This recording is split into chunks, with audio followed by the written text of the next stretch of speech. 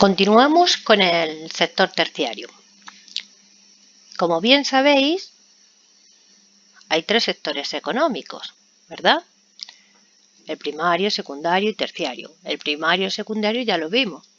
En el primario se incluyen aquellas actividades que obtienen recursos directamente de la naturaleza. En el secundario, aquellas que transforman las materias primas en productos elaborados. Y en el terciario, pues a diferencia de los otros, se incluyen aquellas actividades que ofrecen un servicio, no algo tangible como en las anteriores, sino un servicio a la sociedad. Y dentro de ellas, pues vamos a las que tienen un mayor peso, pues son el comercio, el transporte, el turismo, la sanidad, la educación, actividades relacionadas como la administración, la seguridad, las comunicaciones. Múltiples actividades se incluyen en el sector terciario. Aquí he seleccionado esta imagen que incluye muchas de estas actividades que he mencionado anteriormente y muchas profesiones que se incluyen dentro del sector servicios. Pensad, abogados, profesores, médicos, camareros, transportistas, todas ellas se incluyen en el sector terciario. Bien, ante todo vamos a empezar como siempre definiendo qué es el sector terciario. Pues es aquel, ¿no? El que incluye aquellas actividades que ofrecen servicios, como hemos dicho anteriormente, y a continuación mencionamos algunos de esos que tienen un mayor peso, como el comercio, el transporte, el turismo, los servicios de interés público, la sanidad, la educación, la seguridad, etcétera, y un largo etcétera. También sabéis perfectamente que los servicios se pueden clasificar en públicos o privados dependiendo de quién los ofrezca, si el Estado o un sujeto particular. También hay algo que os quiero comentar, que es la importancia que ha adquirido el sector terciario, sobre todo en los países desarrollados. Y tal es así que a día de hoy un indicador de desarrollo de un país es precisamente el peso que éste tiene en el sector terciario. Como veis en la imagen, aquí se hace una breve definición de lo que es el sector terciario. A continuación nos da muchos de los ejemplos que hemos mencionado y insiste en la idea de que es el que mayor peso tiene en la economía, sobre todo de los países ricos o países desarrollados. Y en este gráfico, también muy clarificador, muestra la evolución que ha tenido a lo largo de la historia cada uno de los sectores. Obviamente, el primero siempre ha sido, el primero en su origen, digo, fue el primario. La agricultura ha sido durante mucho tiempo el principal sector económico, pero conforme un país ha ido evolucionando, pues esta pierde peso. No quiere decir que esa agricultura no sea productiva, pero pierde peso si lo comparamos con lo que aporta otros sectores económicos como el secundario y el terciario, por ejemplo, aporta a la riqueza de un país o en cuanto a la población que trabaja en ella. Después, con la revolución industrial, pues ya sabéis que sustituye la industria a la agricultura. Entonces, esta adquiere un mayor protagonismo. Y posteriormente, conforme se desarrolla la industria, pues ya sabéis que la industria pues requiere de otras actividades complementarias como transporte, ¿no? Comercio, de ahí y otras muchas que aparejan estos cambios sociales. Y eso es lo que explica la relevancia del sector terciario cada vez mayor, pero como digo, sobre todo en los países desarrollados. En los subdesarrollados la situación se invierte. En un país subdesarrollado el sector que más peso tiene sería el primario. Una nueva imagen en la que insisto en esa idea, en la importancia que tiene el sector terciario, tanto en el peso, en el porcentaje, en la riqueza del país o Producto Interior Bruto, o en cuanto a la población activa, la población que trabaja en este sector. Dicho esto, que es una introducción a lo que denominamos sector terciario, pasamos a analizar algunas de estas actividades que mayor peso tienen, como puede ser el comercio. ¿Cómo lo podemos definir? Pues de una forma muy sencilla. ¿Qué es el comercio? Pues una actividad que implica compra y venta de mercancía y servicios.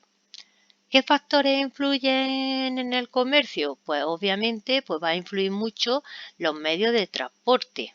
Cuanto mejores sean los medios de transporte para desplazar mercancías, por ejemplo, ¿no? O pues mucho mejor. Y relacionado con el transporte, las infraestructuras, ¿no? Carreteras, puertos, aeropuertos, etcétera. El número de habitantes también es fundamental, y la riqueza de esta población. Pensad que vosotros, si estuvierais pensando en crear una pequeña empresa, pues pensaríais localizarla en un lugar donde mejor pudierais vender, ¿no? Y os animaría el hecho, os fijaríais en el hecho del número de habitantes de esa población y el poder adquisitivo de esta, ¿verdad? Bueno, muy importante es cómo clasificamos al comercio, y la clasificación es bastante sencilla: o comercio interior o comercio exterior. Empecemos por el interior. ¿Cuál es el interior? El que se desarrolla dentro de un país, que a su vez se clasifica en al por mayor o al por menor. ¿En qué consiste el por mayor? Pues el comercio al por mayor adquiere los productos directamente a los productores y los vende a los minoristas. En el comercio por menor, pues este compra al mayorista y vende ya directamente a los consumidores. Bien, como tengo unas imágenes que son muy clarificadores, la observaremos. Aquí hay una definición, ¿veis? Estos son mapas conceptuales en la que hace una definición del comercio interior, y luego los tipos, que sería la clasificación, explica cada uno de ellos, el mayorista, y vuelve a explicar el minorista, poniendo ejemplos. En cuanto al comercio exterior, pues evidentemente va a ser el que es el intercambio tanto de bienes como servicios, de capitales entre un país y el resto de países. Y muy importante a la hora de estudiar el comercio exterior que entendamos y que conozcamos el significado de dos palabras, ¿no? Exportación e importación. Exportación es cuando se vende hacia el exterior, e importación cuando se compra. Y el balance de exportaciones e importaciones, pues eso queda reflejado en un documento que se conoce como balanza comercial, ¿no? de un país, que es el resultado de restar a las exportaciones las importaciones. Las exportaciones obviamente serían los ingresos, y las importaciones pues sería lo que se debe. Si hay más exportaciones que importaciones, la balanza muestra un superávit. En el caso contrario, se dice que es deficitaria.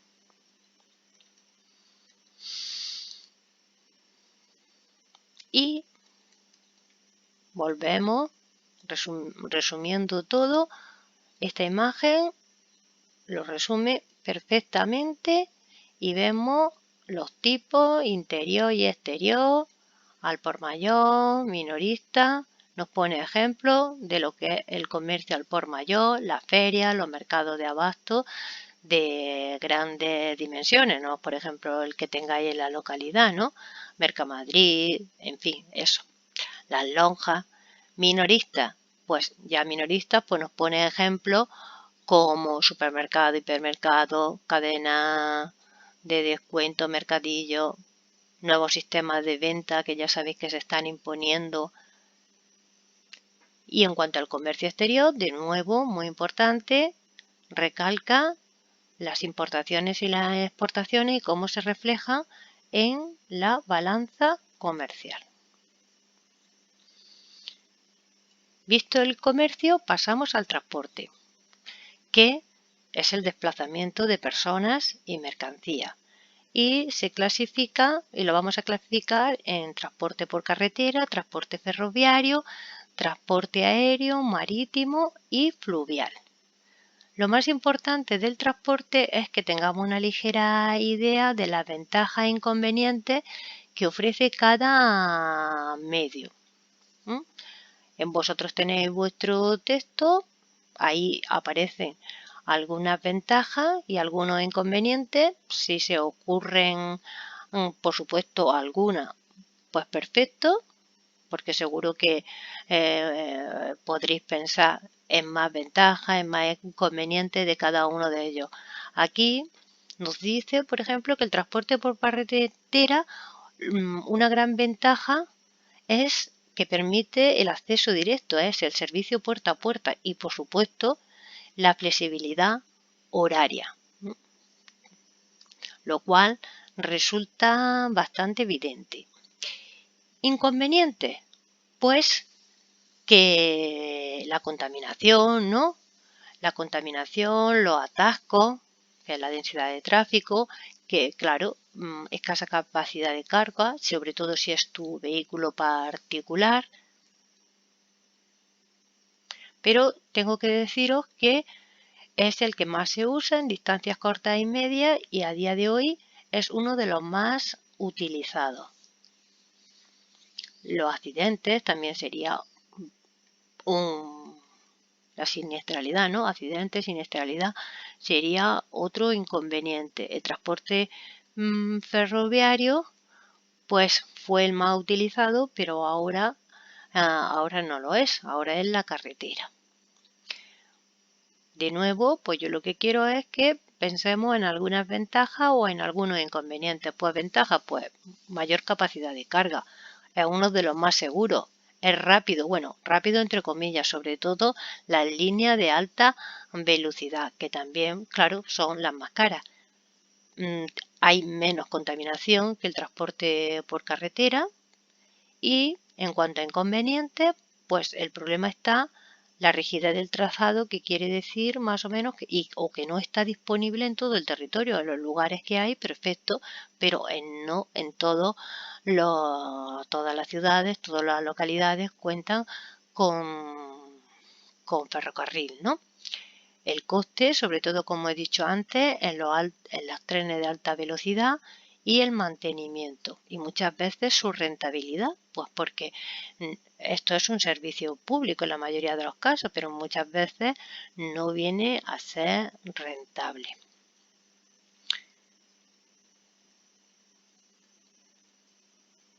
Pero es necesario, ¿eh? En cuanto al transporte aéreo, yo quiero que os quede claro que tanto el transporte aéreo como el transporte marítimo es el que se está destinado para largas distancias, pero que hay una diferencia entre los dos, claro, mientras entre el marítimo y el aéreo me refiero. Mira, los dos son a largas distancias, pero el aéreo es más recomendado pues para el transporte de personas o mercancías de poco peso, ¿no? Y poco peso y mucho valor, si no, no es rentable. Y el marítimo, por lo contrario, pues es también para largas distancias, pero no es tan recomendable para el transporte de personas, porque es más lento, claro, y sí para mercancías de mayor peso y poco valor. Y pasemos a ver las ventajas e inconvenientes. Ventaja del aéreo, la rapidez, seguro. Aunque nos atemoricen los vuelos, ya sabéis que es el que menos accidentes hay a lo largo del año. Es independiente, tiene menos limitaciones físicas, ¿no? En cuanto a eso en cuanto a las ventajas. En cuanto a los inconvenientes, pues que suele ser más caro, salvo las ofertas que puedan ofrecer las compañías de bajo coste, suele ser más caro y por supuesto tiene un grave problema que es la contaminación acústica y atmosférica, lo cual es claro, está claro. Y vamos a finalizar ya con el transporte marítimo y el fluvial. Como he dicho antes, es el transporte marítimo resulta más idóneo para el desplazamiento de mercancías pesadas y de escaso valor y poco para pasajeros, como no sea con fines turísticos, un crucero o demás, pero si no es lento.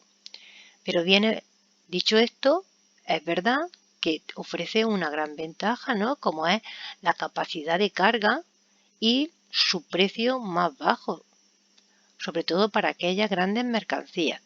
Y en cuanto a los inconvenientes, pues que es más lento y también no podemos olvidar la contaminación por los vertidos de los barcos o por los accidentes, pero en cualquier caso dañan considerablemente la fauna marina y la calidad del agua del mar.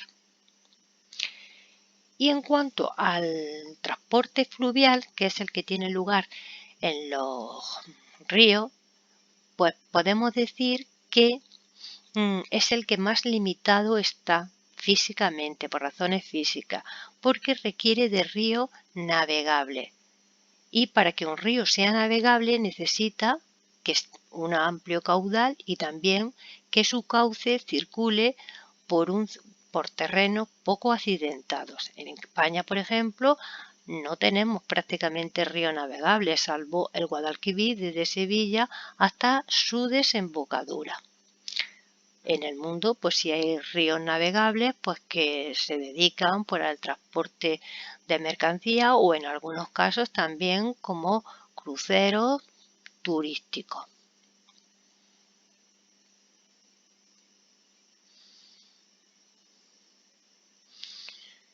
Esta tabla os recomiendo que la observéis porque viene sintetizado muy bien cada uno de los medios de transporte que hemos comentado, señalando y resumiendo cada una de sus ventajas y de sus inconvenientes. Pues vosotros podéis elaborar algo parecido, enriqueciéndola con ideas que vosotros mismos podáis aportar. Pero el esquema resulta bastante útil. Y para finalizar hablaremos del turismo. Del turismo yo siempre digo que para explicar el concepto de qué es turismo, pues tenemos que incluir como 3 ideas. ¿Cómo podemos definir el turismo, por tanto? Como una actividad que requiere una idea. Un desplazamiento desde tu lugar de residencia. 2. De mayor de 24 horas. Y 3. Por motivos de ocio. Si no es por motivos de ocio, no se puede considerar turismo. Entonces sería trabajo. O otros motivos, pero no sería turismo. Igualmente, en el turismo influyen factores físicos y factores humanos. Dentro de los físicos, pues está claro que afectará el relieve, ¿no? Pensad en España, el litoral costero, si hay zonas montañosas, por ejemplo, el turismo deportivo, en fin, el relieve afecta, influye. El clima, ¿no? El clima igualmente, ¿no? Los climas templados, los climas tropicales y la riqueza paisajística. Eso en cuanto a factores físicos. Y en cuanto a factores humanos, pues podríamos mencionar, a mí se me ocurre hablar del patrimonio cultural. Patrimonio cultural, monumentos, riqueza gastronómica. Patrimonio cultural no incluye solo lo que es monumentos, sino también nuestras costumbres, nuestras fiestas, nuestra gastronomía, nuestra etnografía. Pues esto es un verdadero atractivo. Igualmente, dentro de factores humanos podemos hablar de la oferta de alojamiento, de servicios de todo tipo que ofrezca el país receptor, ¿no? Como servicios sanitarios, de seguridad ciudadana, infraestructuras que faciliten el acceso, ¿no? Aeropuertos, mejor una red de carretera o ferroviaria excelente, todo eso atractivo que para estimular el comercio y igualmente el precio. Y terminamos mencionando distintos tipos de turismo que perfectamente conocéis, como son el turismo de playa, el más extendido, el turismo deportivo, el turismo de naturaleza, el turismo cultural, el turismo religioso. Por ejemplo, el Camino de Santiago sería turismo religioso, turismo de balneario, turismo rural, gastronómico y un largo etcétera de tipos de turismos. Y ya simplemente para acabar, una pequeña reflexión de entender que el turismo en España tiene un peso importantísimo y que esta actividad tiene efectos muy positivos, pero igualmente hay que reflexionar sobre su impacto negativo. En cuanto a lo positivo, pues bien, es verdad, sí, que es una fuente de ingreso y que además permite el contacto con otras culturas y facilita el aprendizaje, pero como aspecto negativo, pues que incrementa la especulación del suelo, ¿no? Y el aumento de los precios y también quizá algún aspecto bastante negativo sea el impacto medioambiental sobre algunos paisajes. Bueno, con esto terminamos.